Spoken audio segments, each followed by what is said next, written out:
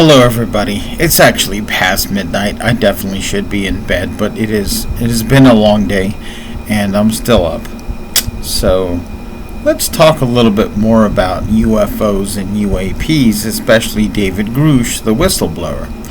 What if he's lying? Okay, if he's lying, or if he's mistaken, our actions as people that want to delve deeper into the subject are actually the same. What do I mean by that? Alright, let's set some context.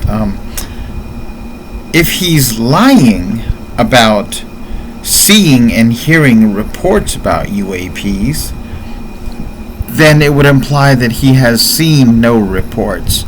That doesn't mean they don't exist. It would mean that he didn't see them.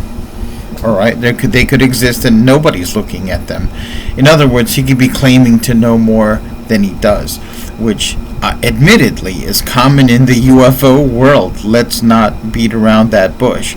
Okay, however, he did swear to Congress under oath. Again, I need to stress this. He has a military background and a civil service background, and he could stand to lose pensions and his reputation and all that. So I think when he says he heard this from that person, he read this, he saw this report, and that's really what he's talking about.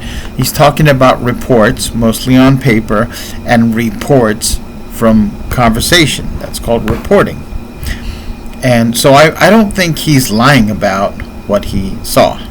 Alright, he didn't see the actual alleged objects, he didn't see the actual bodies, the actual technological artifacts, let's call it that. Alright, he's just saying he has heard of this, someone said that someone said, or this piece of paper, this document said, or someone briefed me and said, it's all verbal right now. Alright, so there is no physical evidence as of yet. There's not even physical evidence of the documents because they haven't been released or photographed by and large. So, but I do believe a big possibility is he could be mistaken in trusting that information.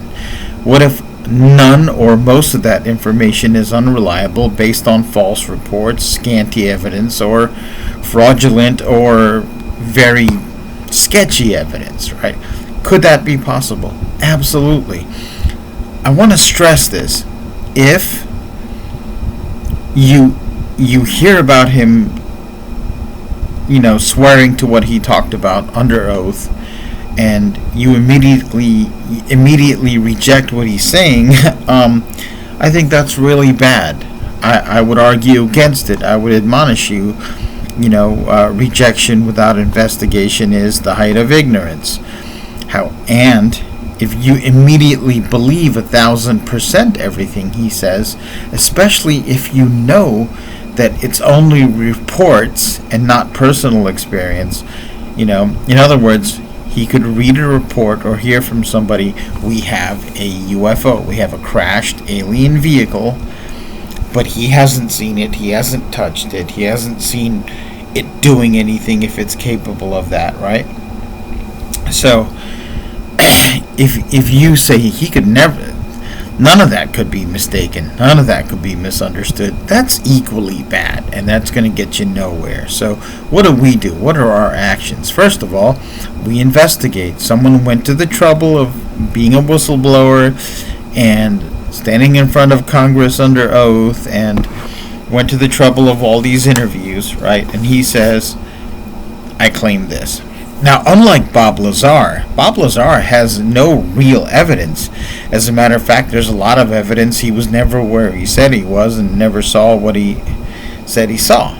I'm not saying it's overwhelming evidence or that there's no evidence for his story. I'm saying there's a lot of contradictory evidence and no actual evidence of what Bob Lazar talked about. So Grusch, at the very least, we could say, show us the documents, subpoena the people who gave you verbal reports, and tell them to repeat that in front of Congress, in front of cameras, and out in broad daylight. So that's one thing. The next thing is, the next level of investigation should be, after verifying that these documents and these reports are true, do exist, and do say what he said, and we may find mistakes and discrepancies. Then we should say, okay, show us the original evidence. If the original evidence is not real, is not accurate, we will know. If it's classified, we need to declassify. We need to go through the system and say, this is something the public, the taxpayer, needs to know. And I'm going to have a little bit of a diversion. I saw a video from Tom Delong, and he was criticizing people. He said, oh, people think it's all about them. This is my tax money being wasted, because he's like, these people that are doing the reverse engineering of alien technology, they're trying to find stuff to protect us from the aliens, and they're trying to keep us safe.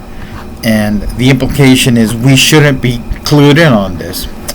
Think about our laws and our Constitution for a second. This would imply that there are agencies, entities within the government, or maybe a contractor that's not even a government contractor, that is personally trying to not just develop but use countermeasures against potential aliens.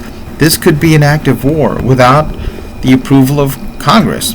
To which I say, if you are a member of that governmental or non-governmental agency, and if you are Tom DeLonge, please get out of this country. Please remove yourself from any form of influence or contact with the United States government. You do not belong there. This is a democracy, okay? And we want to keep our democracy, and if we have people making those decisions without any form of direction, consultation, or oversight from any of the branches of government and we the people, you need to get out. You don't belong here. Go to Saudi Arabia, go to North Korea, go find some dictator somewhere and say, hey, I'm yours, because you do not belong here. Leave. Okay? Now, what do I think we will find? I think there's a statistical likelihood that, we look at Grusch's whistleblowing and his claims, that we will be able to find some of those documents, and some will be classified, and we will have to find a way to declassify them, or to give enough members of Congress and the House of Representatives a security clearing that they can see these documents. Same thing with the reports. I think if we follow through, if we have the will, the political will, and you, the clientele, push this, right? You talk to your elected officials. Then we can actually subpoena some of the people that allegedly briefed Grusch, and have them talk in the open. And then evidence, and then get the evidence declassified, and then get the evidence declassified, and then get the evidence declassified. Bring it out in the open. We the people pay money, and we give obeisance even sometimes, right, to government and these agencies in exchange for the services of government. Okay? Every human society has had a government. Pure anarchy, pure libertarianism is a fantasy. Okay? And even if it could be achieved instead of the utopia, it would probably be a dystopia. Okay? So we've always needed to find some way to live together, some form of government, some way of organizing, and that's just that. But in exchange, we expect full service. If we make a deal with elected officials and say, your job is to do this, protect the public, and be a servant of the people, and you are off potentially making overtures of war, hostile action against foreign entities, foreign to the planet, much more powerful than us, then that's treason, folks. And I'm gonna, you might hear someone like a Delong saying something like, you're trying to make it all about you. You're trying to make it that, someone has injured you personally, but really it's about the planet. Look, how dare you? How dare you not to make it about me? I am a human being. I can know nothing except through my own viewpoint, through my own eyes, my own ears, my own senses, and my own reality. As far as I know, that's the only way. Because even if you show me a video, show me a book, or download an audio tape, even though it's coming from someone else, I still have to filter it through my experience. So how dare you? When someone tells you that, they're like, they're trying to stop you from pressing on about the subject. It's a form of control. It is invalid. They're trying to invalidate you and your own experience. You have nothing but your own experience, okay? And I don't want to get into theology, about is there an afterlife with a different experience. Let's talk about while we're here in this existence, in this body, on this planet, living this life.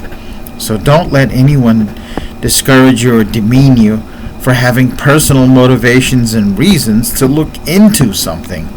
We live in an allegedly free society after the alleged age of enlightenment. What else?